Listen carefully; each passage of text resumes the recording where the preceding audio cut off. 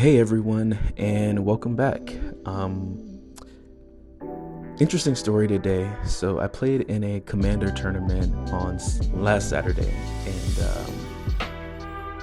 it was very eventful, let's just say, because well, I'll cut to the chase. I did get first place in the tournament. I did win, and so the way it's structured is there are 3 rounds. You basically play 3 games, and you get points based on the number of people that you kill, and for winning, I think you also get points if you tie. Basically, if you and 1 or more people are still alive at the end of time, you tie. If you kill people, you get more points for each person that you killed, and if you win the whole pod, I think you get the most points. And so the person with the most points at the end of the 3 rounds wins. And you'll pretty much always be playing against people with the same record as you or even to it. So the first round, it's random. You play against whoever. And the second round, you pretty much play in a pod with people who performed the way you did. So if you won, you'll probably play against other people in the pod who also won. And so on and so forth.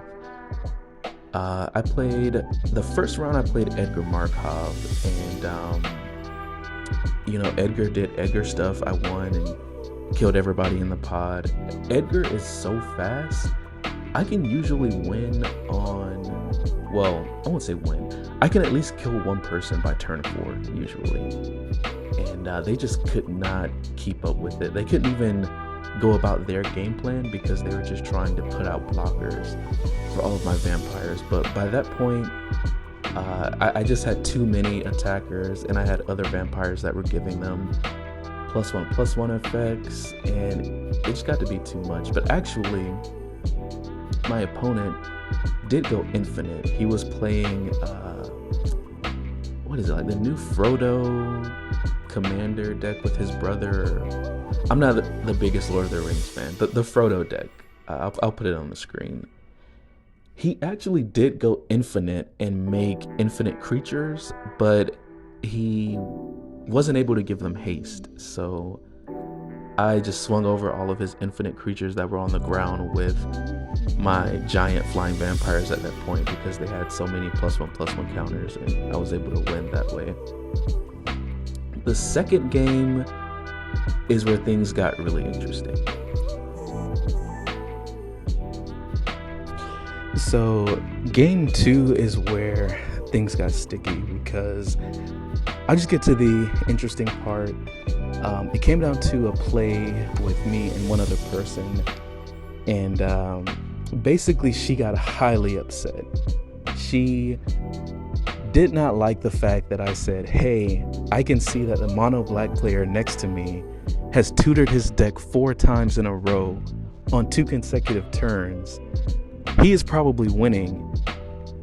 We need to do something about it. And because I was playing a deck that consistently board wipes the whole field. Oh, also I should mention that we are allowed to switch decks between rounds. Just because it's a local tournament, it gives you more variance. It's more fun that way. And so I didn't play Edgar for round 2. I played Nevinraw, and she was playing a Boros equipment swing for big damage deck, and she was getting very, very upset. It got to the point where it was disruptive to the shop.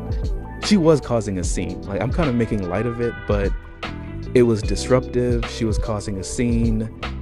It was pretty bad. I had never experienced something like that in a Magic tournament. I just kind of tried to laugh it off, and to be honest, it got to the point where I just kind of tried to make fun of the situation. I just said, hey, what have I done to make you so upset in this game? And I was honestly asking seriously. It probably didn't help that everyone else in the shop started laughing at that. I think they thought I was being facetious. That just made her all the more upset. Anyway, basically exactly what I said happened. The mono black player ended up comboing off on the next turn because they still thought I was the threat. And this is a whole nother video. In Commander, the person who is tutoring their deck the most is probably winning, because you can get any answer to any situation. You have the perfect response. There's pretty much just nothing you can't do, other than just target them and kill them as quickly as possible. So I lost game 2 to his weird reanimate infinite life drain combo. I don't even remember how it worked. I was just so happy to be done with that game because of how she was acting.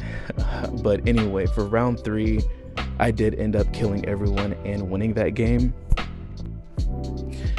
For game 3, what did I play against? I played against Orzhov, Stax, Winota, and what's the name of the mono red commander?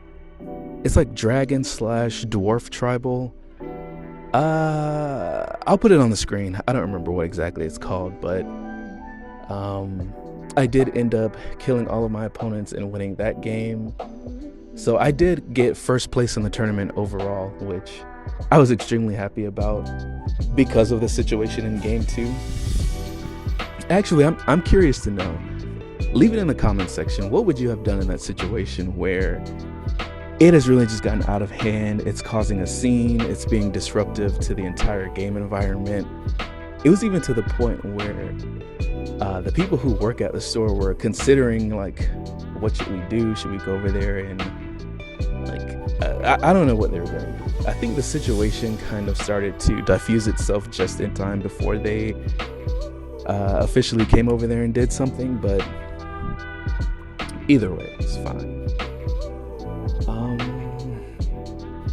Oh, this is the tournament. I don't know if you guys have seen the other videos, but this is the one that I said I win quite often. And it is not easy. People bring decks that go infinite and have 2-card combos. And I always like to brag on the fact that I win without going infinite and without having 2-card combos. And I'm not gonna make it seem like I don't have strong decks or expensive decks. I do play things like Edgar Markov, just because I like to prove that you can play at a high level without just having these brain dead flowchart combos of tutor for the combo, play the combo. If these 2 cards resolve, I win the game. But again, that in and of itself is a whole nother video. Yeah, I just wanted to kind of recount to you guys how I was able to win a Commander tournament at locals. And let me know if you guys actually want to see it. Maybe I could talk to the shop owner about recording it one of these days, and I think that would be some cool content for you guys. I am working on getting a better camera. I know the one that I have now is a little grainy and there's a lot of noise in dark areas, so it's a work in progress. I'm working on that.